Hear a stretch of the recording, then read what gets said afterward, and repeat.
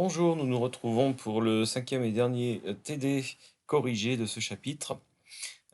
Sur les matrices où on résout des systèmes avec des méthodes qui ne sont pas forcément le pivot de Gauss. Donc on va s'appliquer à ne pas utiliser le pivot de Gauss, mais à plutôt employer la méthode de Cramer ou la méthode de passage par l'inverse d'une matrice. Alors nous verrons des calculs systématiques proposés dans les premiers exercices et puis dans les derniers exercices, quelques applications pratiques.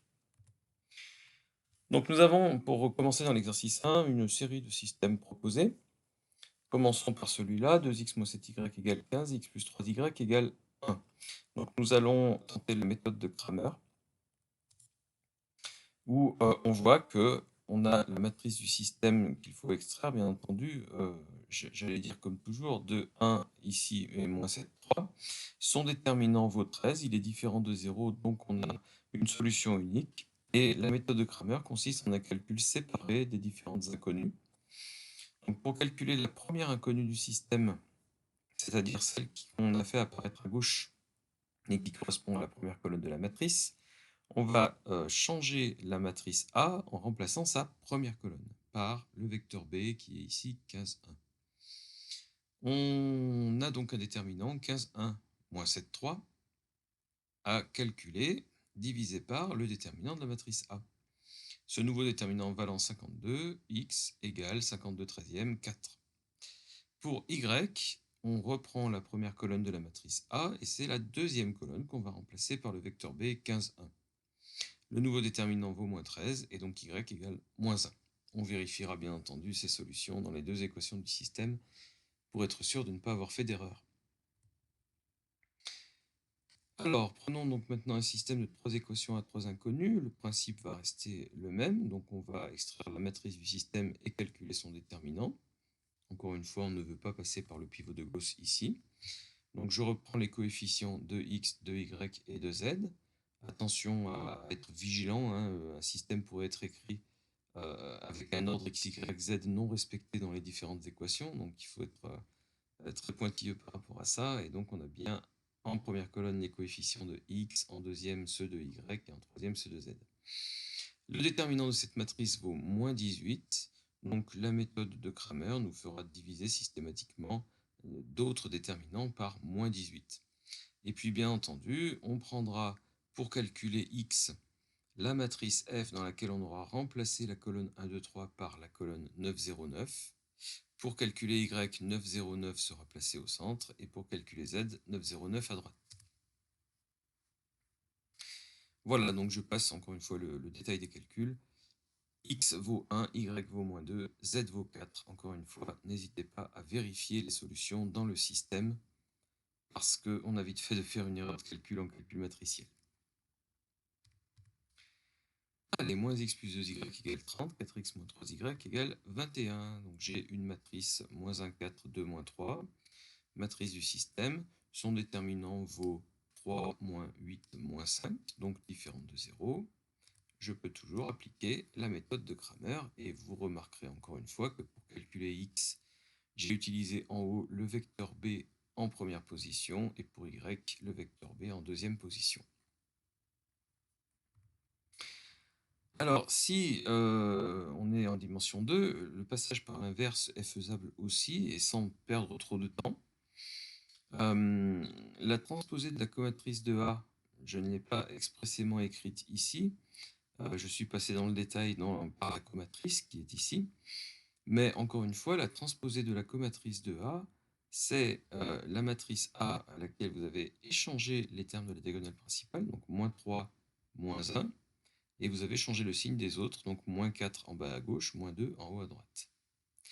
Alors, puisque A puissance moins 1 est égal à 1 sur déterminant de A, T comme de A, 1 sur moins 5 multiplié par la matrice dont je vous parlais à partir de la transformée de A, ça nous donnerait 1 sur moins 5 fois moins 3, moins 4, moins 2, moins 1.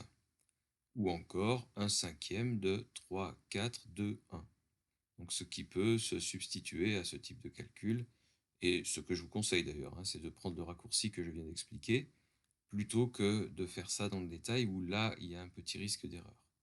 Une première fois en cherchant la comatrice et une deuxième fois en la transposant.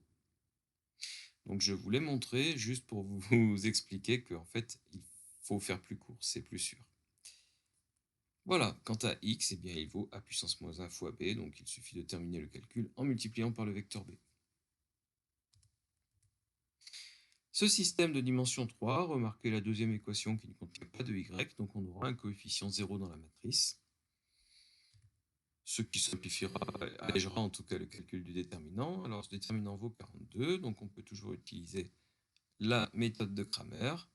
Le vecteur b qui vaut 1, 2, 3, donc venant de la droite ici, sera en première position pour le calcul de x, en deuxième position pour celui de y, en troisième position pour celui de z.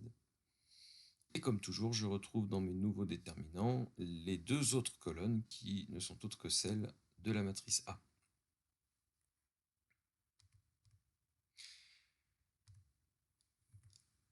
Alors, si je veux passer par l'inverse, là, il faut inverser la matrice A. Alors, on sait qu'on n'est pas obligé de passer par les cofacteurs pour inverser une matrice. Au fait, il y a aussi une méthode de Gauss qui s'apparente au pivot de Gauss, mais qui est menée jusqu'à terme, on va dire, en faisant apparaître des zéros à cet endroit-là, en deuxième colonne en haut et en bas, et en troisième colonne en haut et au milieu. Et voilà, donc on peut y arriver aussi par ce biais-là. Mais bon, admettons que l'on calcule tous les cofacteurs des 9 facteurs de la matrice A. Alors, si vous faites ça, vous êtes censé tomber sur ce résultat. Et donc, A puissance moins 1 vaut 1 sur 42 fois cette matrice, ou plutôt sa transposée. 42 étant évidemment le déterminant de A. Donc, x est égal à A puissance moins 1 fois B. Donc, cette nouvelle matrice, on la multiplie par le vecteur B. Le coefficient 1 sur 42, on le laisse bien sagement à gauche avant de... Enfin, on le garde pour la fin des calculs. Et nous obtenons à l'arrivée 1 sur 42 fois le vecteur 39, 6, moins 15, ce qui va se simplifier de cette façon-là et qui correspond à ce qu'on a obtenu tout à l'heure avec Cramer. Alors, nouveau système, nouvelle matrice A, nouveau vecteur B, mais on recommence de la même façon. Vous avez le déterminant de A que vous calculez. Encore une fois, pour bien fixer les idées, si vous décidez d'utiliser le pivot de Gauss, vous n'avez pas besoin de calculer le déterminant de A. C'est une résolution purement manuelle. Donc ici, on a moins 7, différentes zéros. J'applique ma méthode de Cramer et je trouve 66 septièmes, 36 septièmes et moins 41 septièmes. Peu importe. En passant par l'inverse, les cofacteurs que vous pouvez trouver pour votre matrice de départ sont moins 11, 24, 6 et ainsi de suite. Vous n'oubliez pas de transposer votre matrice avant de calculer A puissance moins 1 fois B. Et on retombe évidemment sur les mêmes solutions. Voilà, on n'a pas grand intérêt à aller dans le détail dans ces derniers exemples qui sont strictement identiques aux précédents. Donc j'ai ici une nouvelle matrice, n'oublions pas les zéros qui apparaissent. Le déterminant vaut 4, il est à nouveau non nul. Évidemment, hein, s'il était nul, on irait sur le pivot de Gauss. Donc ça, c'était l'objectif du TD précédent. Voilà, et la méthode de Cramer donnera cette fois-ci 7, 4 et 3.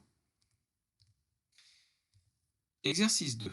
Alors, on va corser un tout petit peu les choses. On a fait apparaître un paramètre dans notre système, paramètre petit m, qui est par défaut un réel quelconque. Alors, il va servir de coefficient dans les équations, et en particulier ici dans les deux premières équations. M est un réel quelconque, et bien entendu, on va nous demander les conditions sur M pour que ce système admette une solution unique. Donc là, si on commence par un pivot de Gauss, il va falloir faire en détail à la main une réflexion sur les trois équations qu'on va trouver pour savoir dans quel cas la solution est unique. Alors que le calcul du déterminant est beaucoup plus direct. Si on le trouve égal à 0, c'est que le système n'admet pas une solution unique. Le déterminant de ce système, eh bien, on va le calculer avec Sarus, par exemple, puisqu'on est en dimension 3. Donc, moins m, moins 1, plus m. Pour l'instant, j'en suis à moins 1. Moins m carré, moins 1, moins m carré, plus 1. Moins 1, moins m carré, plus 1, ben, ça fait moins m carré. Et encore plus 1 pour la dernière diagonale qui est ici. Hop, hop. Allez, donc j'ai 1 moins m carré. 1 moins m carré, ça ne doit pas s'annuler si on veut une solution unique. Donc il faut que m soit différent de 1 ou moins 1. Voilà, donc on a deux valeurs entre guillemets interdites pour m, en tout cas pour obtenir une solution unique. À ce moment-là, si on s'affranchit des cas m égale 1, m égale moins 1, on applique par exemple la méthode de Cramer, où bien sûr on va utiliser la colonne du vecteur b m11 pour calculer x en première position. Et là donc on va se retrouver avec un calcul et ce paramètre m. Le dénominateur vaut 1 moins m carré, c'est le développement d'un produit remarquable, 1 moins m facteur de 1 plus m. Donc je fais une dernière simplification pour obtenir ici 2m sur 1 plus m. Pour y, je place la colonne m11 au centre, et mon calcul après simplification me donne 0. Pour z, même chose, et j'aboutis à m-1 sur 1 plus m.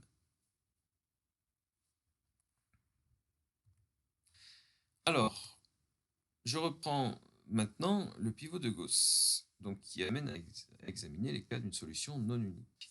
Alors, effectivement, on aimerait bien faire un petit peu le tour de la question avec ce système et examiner aussi les cas où m égale 1 et m égale moins 1.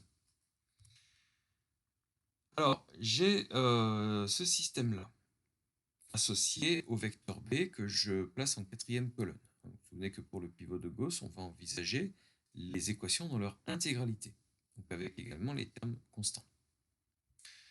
Je veux faire apparaître deux zéros en bas à gauche, en faisant des combinaisons linéaires de la ligne 2 avec la ligne 1, et puis de la ligne 3 avec la ligne 1. Donc là, ça va être très simple, il suffit de prendre L2 moins L1 pour faire apparaître un 0 ici. Idem pour la ligne 3. Donc faisons ça, et on s'aperçoit du même coup qu'en ligne 3, on a obtenu en deuxième position 1 moins 1, donc aussi 0. Donc on vient déjà de triangulariser notre système en une seule étape, donc tant mieux.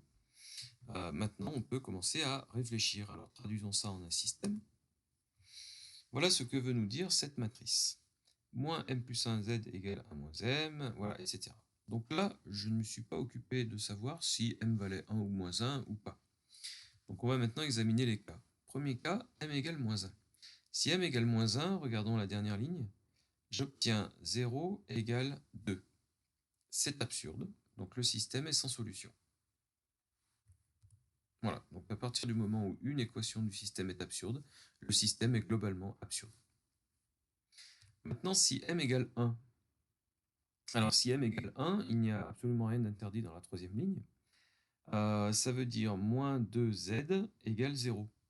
Donc z égale 0. Donc ce n'est pas une solution inexistante, c'est une solution nulle, mais qui existe évidemment. Alors z égale 0, très bien, donc remontons au-dessus. Ce terme-là disparaît, et m-1y vaut 0, puisque m égale 1. Donc 0 égale 1 moins 1, 0. Donc j'ai une équation qui n'est pas incohérente, mais qui ne m'apporte rien. Elle ne me sert à rien.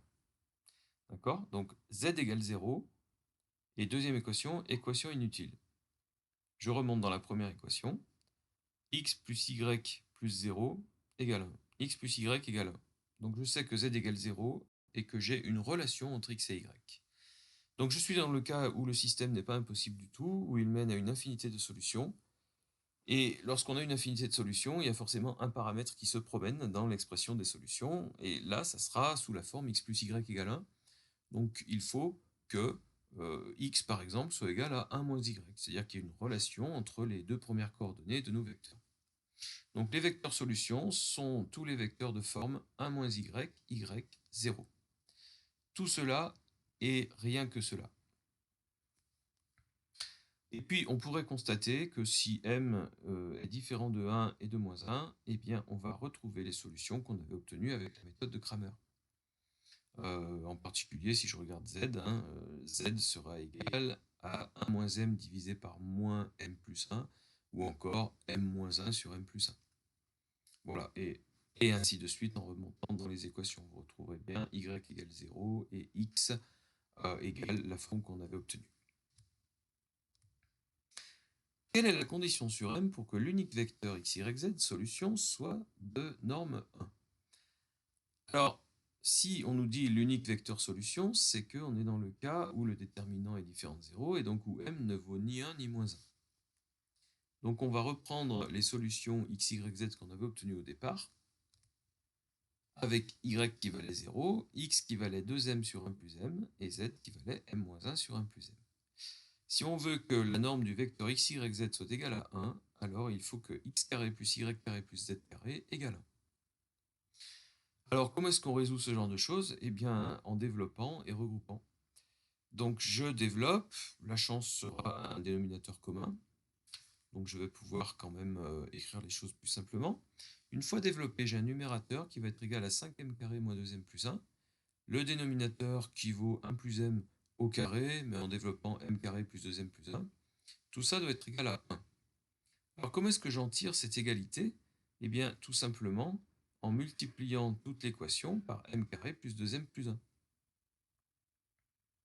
Donc 5m carré moins 2m plus 1 doit être égal à m carré plus 2m plus 1. Puis je ramène m carré plus 2m plus 1 qui s'était retrouvé à droite, à gauche, et je resimplifie. Résultat, 4m carré moins 4m égale 0, ce qui correspond à m égale 0 ou m égale 1.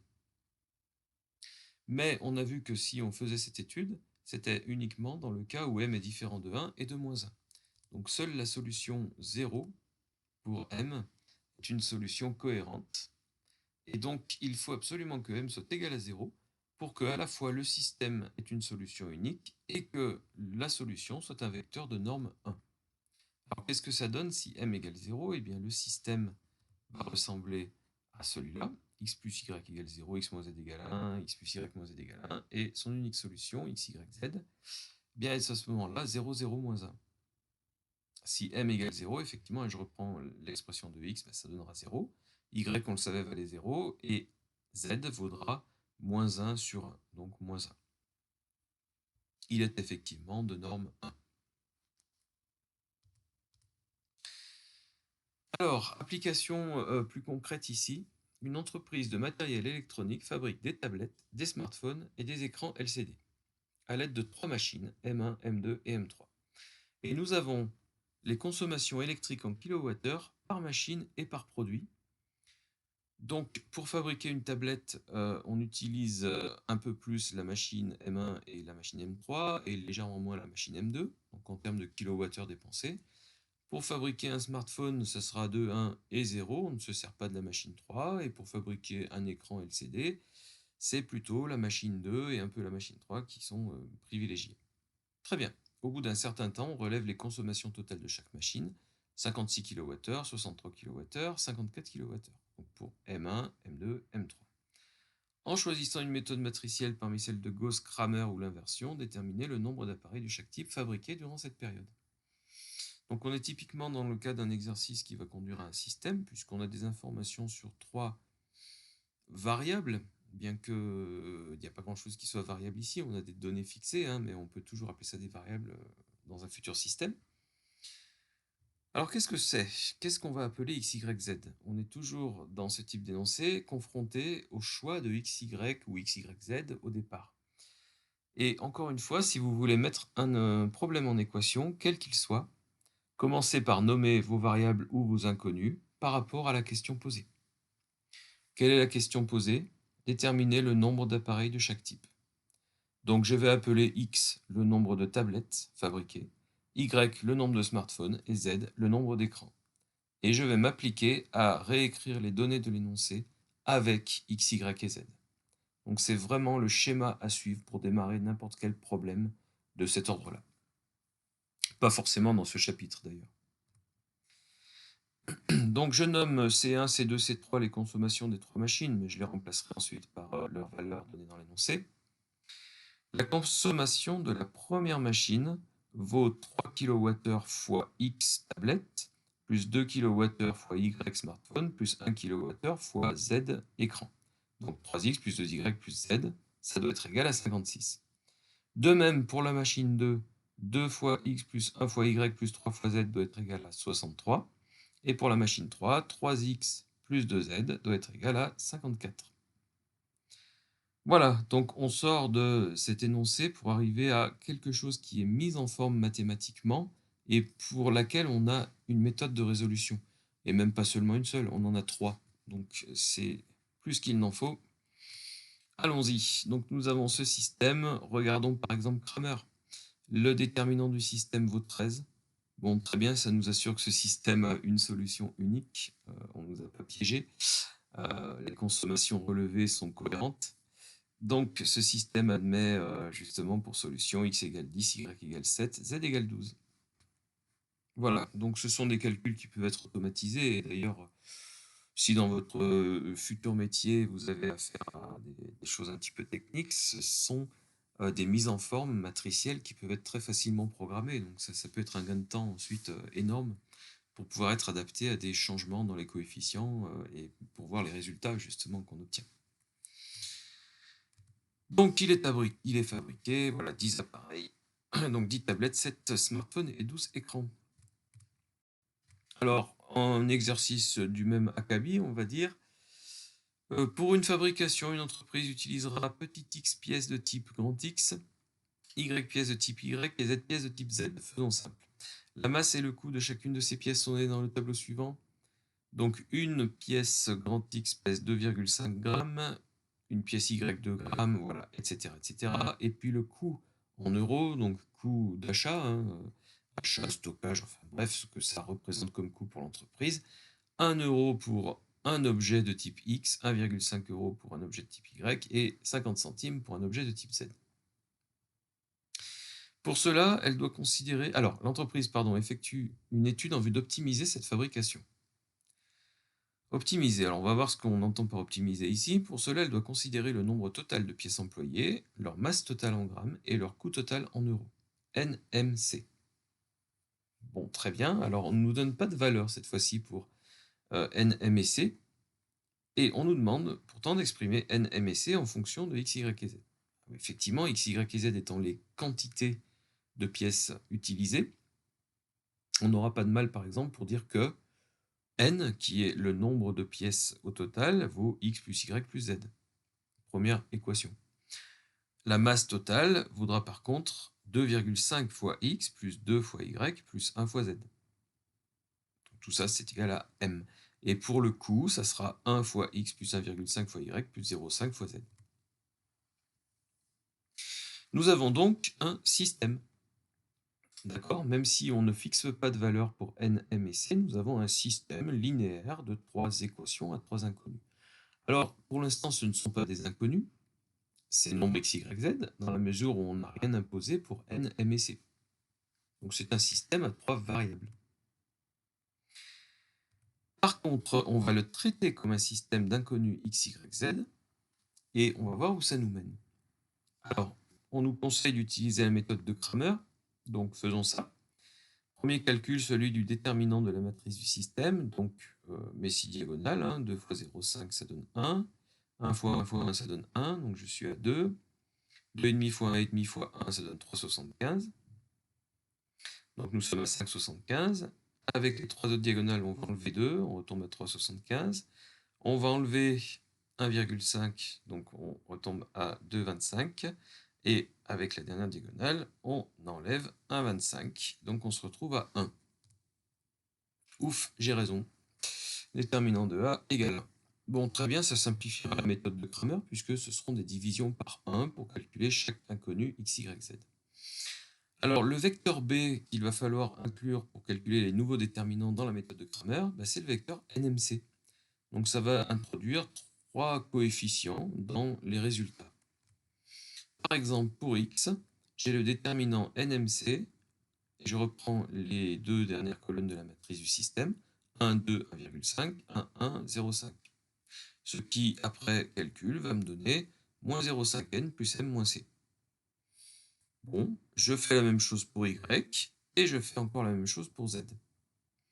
Qu'est-ce qu'on vient de faire lorsqu'on résout un système dans lequel les terminaisons des équations n'étaient pas fixées? Eh bien, on vient d'inverser le système. Au départ, on avait n en fonction de x, y, z, m aussi et c aussi. Et on se retrouve à l'arrivée avec x en fonction de NMC, y en fonction de NMC et z en fonction de NMC. Donc on a 3 nouvelles équations qui sont parfaitement équivalentes aux 3 premières, mais qui nous font voir les choses dans l'autre sens. Et pour une foule d'applications, c'est extrêmement utile d'inverser des équations. Attention avec le terme inversé, hein, ça signifie ici qu'on a inversé une matrice au sein des calculs qu'on vient de faire. Alors, on considère les matrices U, X, Y, Z et B, NMC. Déterminer la matrice carrée d'ordre 3 telle que le système du petit 2 soit équivalent à l'égalité matricielle AU égale B. Eh bien, AU égale B, c'était notre système de départ. Donc, je dis simplement, il s'agit de la matrice A citée au-dessus. Je reviens en arrière. C'était la matrice A à laquelle j'ai fait référence qui contenait les coefficients du système de départ. On désigne par A' cette matrice. Alors, des coefficients à virgule apparaissent, je reviens en arrière.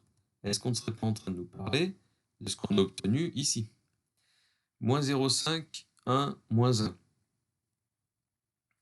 pour x. Bon, très bien. Est-ce que je le retrouve dans la question? Oui. Moins 0,5, 1, moins 1. En bref et en clair, on est en train de nous donner une matrice qui est constituée des coefficients des équations du système inversé. Donc, a priori, il s'agit de l'inverse de la matrice de départ. Calculer le produit de matrice A'. Donc, évidemment, on est sur un type d'exercice extrêmement classique. On nous donne sous les yeux une matrice et on nous fait calculer son produit avec une matrice de départ. Évidemment, dans le but de trouver la matrice identité pour qu'on se rende compte que ces deux matrices sont inverses l'une de l'autre. Alors, je ne donne pas le détail des calculs, mais on se rend compte rapidement que A' est la matrice identité, A' est l'inverse de A. Et donc, sans utiliser l'expression des matrices sous la forme de tableau de nombres, démontrer à partir du résultat de la question 4 que l'égalité AU égale B, c'était notre système de départ, est équivalente à l'égalité U égale A'B. Et ça, c'est ce qu'on a obtenu en fin de question 2, quand on a utilisé notre méthode de Cramer.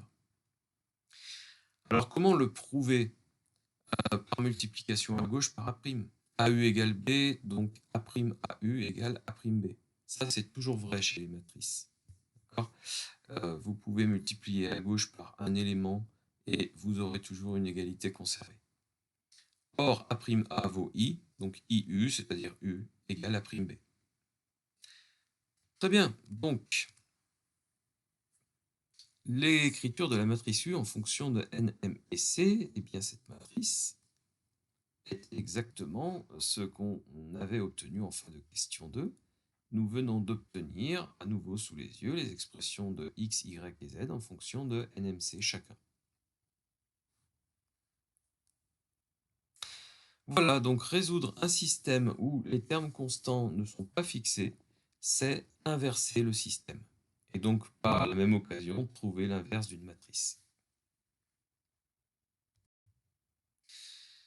Bien, une petite application numérique pour finir. L'étude a montré que la fabrication est optimale lorsque sont employées au total 140 pièces, d'une masse totale de 275 grammes et d'un coût total de 135 €. Voilà les objectifs fixés.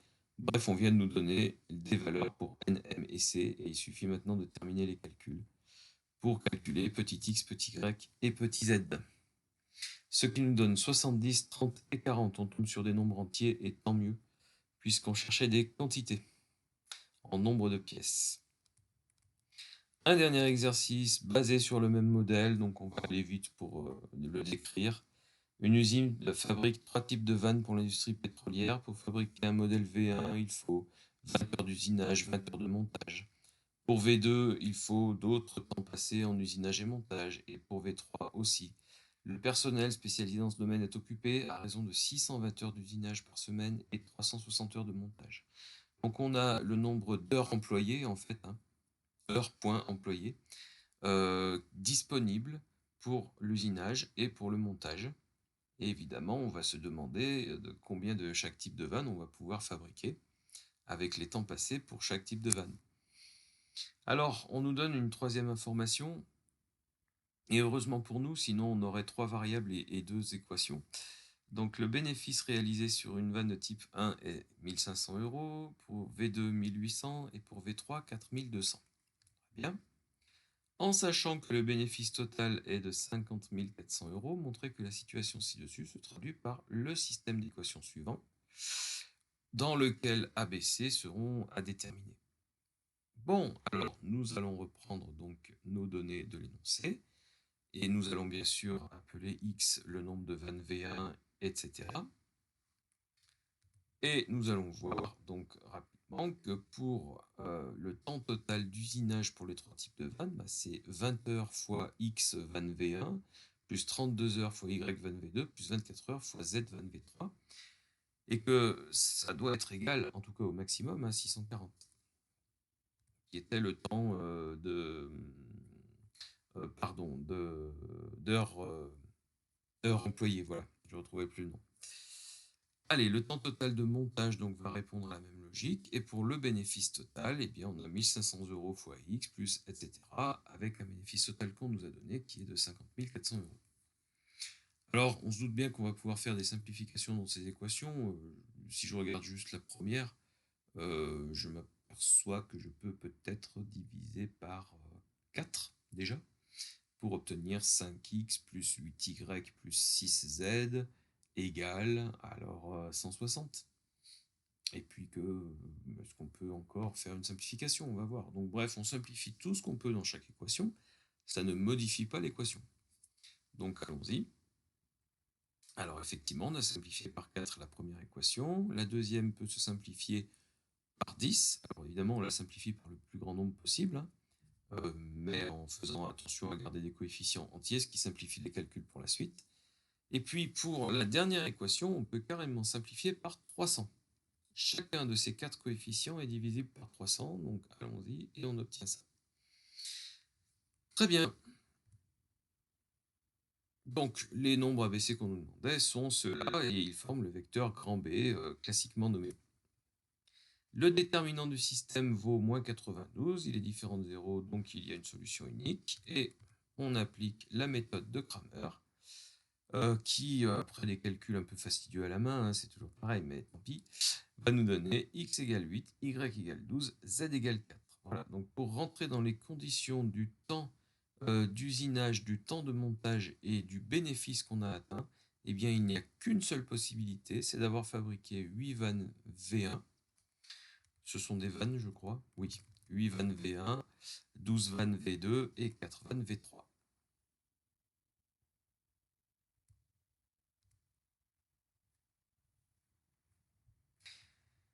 Voilà, merci d'avoir suivi cette correction de TD. Et en ce qui nous concerne, en GMP, nous nous retrouverons sur un nouveau chapitre, les espaces vectoriels. Et donc, en ce qui concerne la chaîne YouTube, les prochaines vidéos à sortir seront entre autres des vidéos sur les espaces vectoriels. Je vous remercie et à très bientôt.